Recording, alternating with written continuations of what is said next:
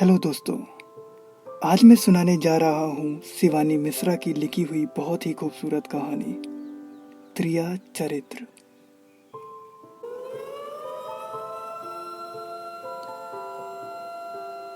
Patna central jail. Rohit अपने सिर पर हाथ रखकर जेल में बैठा हुआ था। उम्र कैद की सजा मिली थी उसे। उसने अपनी पत्नी को जान से मारने का जुर्म खुद ही पुलिस स्टेशन में आकर कबूला था। आज पूरे 2 साल हो गए थे उसको जेल में रहते हुए। वो सभी कैदियों के साथ मिलजुल कर रहता था। जेलर महेंद्र पिछले 2 सालों से उसके हर कदम पर नजर रखे हुए थे। वो देखते थे कि कैसे वो जेल में रहता है, पक्षियों को दाना देता है, किसी को छोटी सी चोट लग जाए तो परेशान हो जाता है। आखिर ऐसा इंसान किसी को कैसे मार सकता है? इतना बड़ा अपराध कैसे कर सकता है? पिछले 30 साल से वो जेलर थे। अपने पूरे करियर में उन्होंने रोहित जैसा इंसान को नहीं देखा था। उन्हें हमेशा लगता था कि कुछ तो ऐसा है जो कानून की नजरों से बच गया है। रोहित जैसा इंसान आखिर कैसे मार सकता है अपनी बीवी को? वो तो उससे स्कूल टाइम से प्यार करता था, उसके खिलाफ एक शब्द नहीं सुन सकता था। उसने अपनी बीवी ईशानी के लिए अपने परिवार, अपने दोस्तों, सबको छोड़ दिया था। ईशानी ही उसकी पूरी दुनिया थी, जिससे वो जान से भी ज्यादा प्यार करता था। तो आखिर ऐसा क्या हुआ था कि रोहित को अपनी जान की ही जान लेनी पड़ी? महेंद्र ने उसे कई बार पूछने की कोशिश भी की, लेकिन वो जब भी उससे ये सवाल पूछते वो एकदम चुप हो जाता। उसकी आंखें आंसू से भर जाती। महेंद्र उसका दुख नहीं देख पाते। वो रोहित को अपने बेटे जैसा मानने लगे थे। उन्होंने रोहित से पूछना ही छोड़ दिया। देखते देखते 2 और साल गुजर गए। महेंद्र रोहित की हर छोटी बड़ी जरूरतों का ख्याल रखते थे, लेकिन कहीं ना कहीं अभी भी उनके मन में रोहित की कहानी जानने की इच्छा थी, लेकिन वो कुछ नहीं कर पा रहे थे। रोहित को अब पूरे 4 साल हो गए थे। महेंद्र अपने घर पे जब वो खाना खा रहे थे तब ये सारी बातें उनके दिमाग में चल रही थी। तभी उनके दरवाजे की घंटी बजी। रात के 9 बज रहे थे। आखिर इस समय कौन होगा? आमतौर पर उनकी पत्नी ही दरवाजा खोलती हैं, लेकिन आज वो चुपचाप बैठी रही। महेंद्र को लगा शायद उनकी तबीयत सही नहीं है। वो उठकर दरवाजा खोलने गए। दरवाजे पर उनकी इकलौती बेटी श्वेता खड़ी थी। श्वेता जो दिल्ली में रहकर पढ़ाई करती है। अचानक बिना बताए उसका यहाँ पटना आना महेंद्र को ठीक नहीं लगा। वो कुछ बोलते इससे पहले ही श्वेता बोल पड़ी।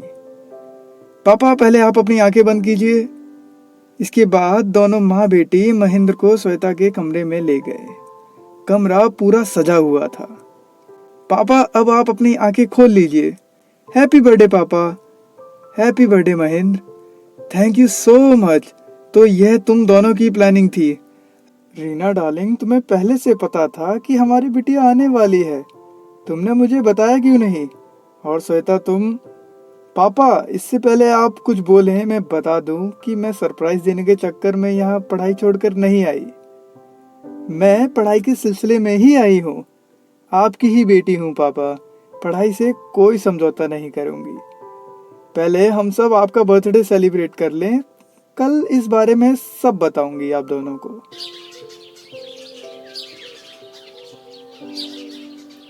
अगले दिन सुबह जब महेंद्र और श्वेता नाश्ता कर रहे थे तब श्वेता ने बताया, पापा, हमारे कॉलेज में कंपटीशन है।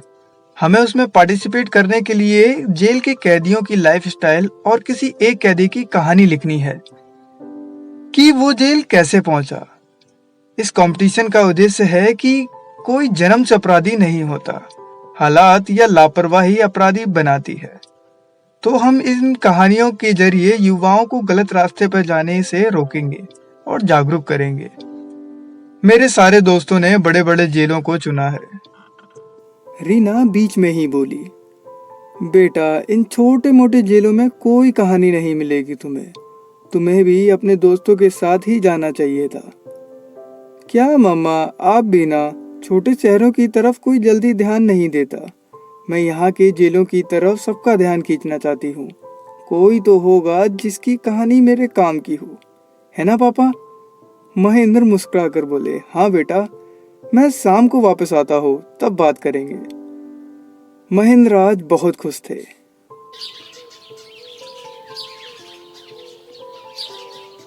अगली सुबह जब महेंद्र जेल गए तो बहुत काम था आज।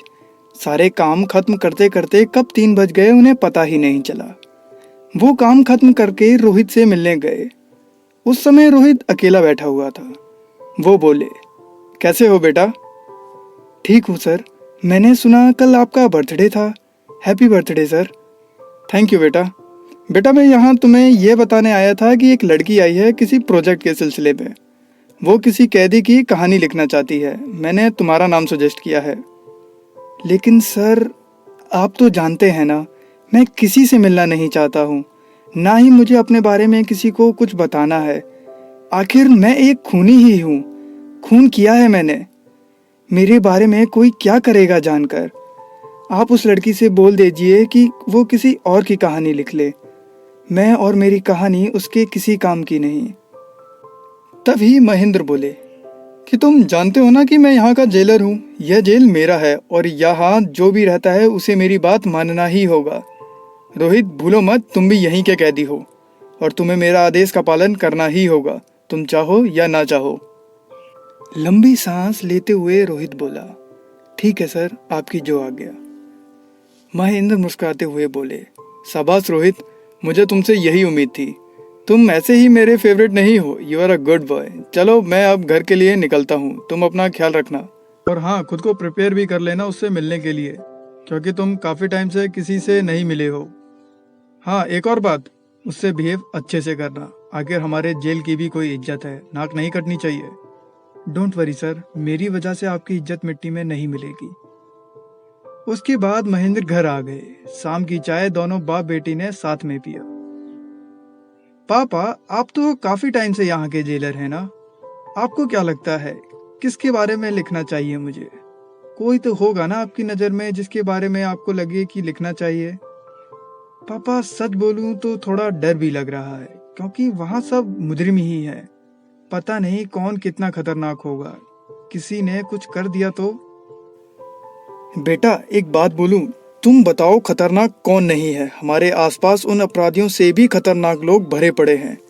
कब कौन किस सिचुएशन में किस हद तक चला जाए अंदाजा लगाना नामुमकिन है। यहाँ तो चेहरे पे चेहरा है। ज्यादातर मुजरिम पैसे के बल पर बच जाते हैं। अरे तुम ये सब बातें छोड़ो। एक आदमी है बेटा मेरे जेल में जो सबसे अलग है, स्वभाव का भी बहुत अच्छा है।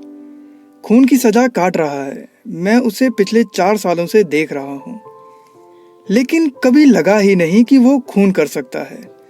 कुछ तो है जो उसके अंदर ही अंदर उसे परेशान कर रहा है। वो क्या है मुझे नहीं पता। मैं उसका सच जानना चाहता हूँ। वो किसी से ज़्यादा बात नहीं करता अपने बारे में। इन 4 साल में उससे कोई मिलने नहीं आया। अगर तुम जान सको तो अच्छा होगा। एक सबसे ज़रूरी बात बेटा, तुम रोहित को मत बताना कि तुम मेरी बेटी हो। शायद वो तुम्हें सब सच नहीं बताएगा। अच्छा, तो उसका नाम रोहित है? ये नाम मुझे किसी की याद दिलाता है। पापा आप चिंता मत कीजिए, मैं एक स्टूडेंट बनकर ही मिलूंगी परसों। बेटा वही रोहित ना जो तुम्हारे कॉलेज में था, जिससे मैं आज तक नहीं मिला? उसकी वजह से ही तुमने पढ़ना छोड़ा था? पापा वो बहुत अच्छा लड़का था, हम दोनों बहुत अच्छे दोस्त थे। मैं उससे प्यार करती थी, लेकिन उसको ये बात पता ही नहीं था। उसकी जिंदगी में कोई और लड़की थी, मैं ही कभी बता नहीं पाई उसे और चुपचाप निकल गई। इसमें उस बेचारे की क्या गलती थी? उसकी लाइफ में जो लड़की थी वो हमारे कॉलेज की ही थी, हमसे सीनियर थी वो। खैर ये सब छोड़िए। हाँ बेटा, तुमने ये नहीं बताया कि तुम परसों ही क्यों, कल क्यों नहीं? पापा कल मैं उसका केस स्टडी करूंगी, आप उसकी फाइल घर मंगवा दीजिए प्लीज़। यह मेरे कॉलेज का आइडेंटिटी कार्ड है, इससे वो फाइल घर लीगल लाने की परमिशन मिल जाएगी। महेंद्र ने रोहित की फाइल घर मंगवा दी और श्वेता को दे दी। थैंक्स पापा, मैं अपने कमरे में जा रही हूँ, वहीं पढ़ूंगी इस फाइल को। श्वेता रूम में आकर रोहित की फाइल पढ़ने लगी। रोहित ने पुलिस स्टेशन में आकर यह स्टेटमेंट दिया था कि उसने नशे में अपनी बीवी से मारपीट की और इस मारपीट में चाकू उसकी बीवी को लग गया और वो मर गई। फिर घबराहट में आकर रोहित ने उस पर केरोसिन डालकर उसको जला दिया। सुबह जब नशा उतरा तब रोहित को अपनी गलती पर पछतावा हुआ और इसलिए उसने यहाँ आकर अपना जुर्म कबूल किया। पुलिस जब उसके घर पहुंची तो एक औरत की बुरी तरीके से जली हुई डेड बॉडी मिली। लाश इतनी बुरी तरीके से जली हुई थी कि पहचानना नामुमकिन था। पोस्टमार्टम रिपोर्ट से यह क्लियर हो गया था कि मौत ज्यादा खून बहने से हुई है और बॉडी में चोट के निशान भी थे। पुलिस इसे ओपन मर्डर का केस समझकर इसकी फाइल क्लोज कर दी थी। कुछ इन्वेस्टिगेशन नहीं हुआ क्योंकि रोहित ने खुद ही अपना जुर्म कबूल कर लिया था। लेकिन पुलिस को उसकी 3 साल की बेटी परी का कोई सुराग नहीं मिला। मोहल्ले वालों के हिसाब से ईशानी ने उसे पहले ही अपने किसी पहचान वाले के घर भेज दिया था। पुख्ता तौर पे उन्हें भी कुछ खास मालूम नहीं था। एक बात और थी इस फाइल में कि रोहित के घर से कोई नहीं आता था। वहां सिर्फ ईशानी के दोस्त और गेस्ट ही आते थे। इन सब चीज़ों पे पुलिस का ज़्यादा ध्यान नहीं गया क्योंकि केस सीधा सा था, इसलिए फाइल क्लोज कर दिया गया और रोहित को उम्र कैद की सज़ा हो गई। श्वेता के मन में एक सवाल खूब उमड़ रहा था कि रोहित की बेटी किसके घर होगी, कौन ले गया होगा उसे, कहाँ होगी वो। श्वेता का मन वैसे ही जासूसी में खूब लगता था। उसने चुपके से रोहित का एड्रेस निकाल लिया और सोचा कल वहां जाकर आसपास के लोगों से पूछताछ करेगी कि रोहित कैसा इंसान था, उसकी बेटी किसके पास गई। अगले दिन सुबह जब श्वेता नाश्ता करने आई तब महेंद्र ने पूछा, बेटा अगर तुमने वो फाइल पढ़ ली हो तो वापस दे दो, मैं उसे रखवा दूंगा। जी पापा, मैंने पढ़ ली है, केस इंटरेस्टिंग है, आप ये फाइल रख लीजिए। पापा मुझे आज एक फ्रेंड के घर जाना है। लेकिन तुम्हारी सारी फ्रेंड तो पटना से बाहर है ना, जहाँ तक मैं जानता हूँ। पापा वो स्कूल फ्रेंड है। ठीक है बेटा जाओ, लेकिन जल्दी आ जाना। थैंक्स, लव यू पापा। लव यू बेटा। तभी रीना बोली, तुम जा रही हो लेकिन शाम तक जल्दी वापस आ जाना क्योंकि ये बड़ा शहर नहीं है। ओके मम्मा, मैं जल्दी आ जाऊंगी। उसके बाद श्वेता रेडी होकर निकल गई अपनी जासूसी करने। उसे नहीं पता था कि कुछ ऐसा पता चलने वाला है उसे जिसके बारे में वो सोच भी नहीं सकती। आगे क्या होने वाला था इन सब से अनजान वो निकल गई रोहित के घर की तरफ।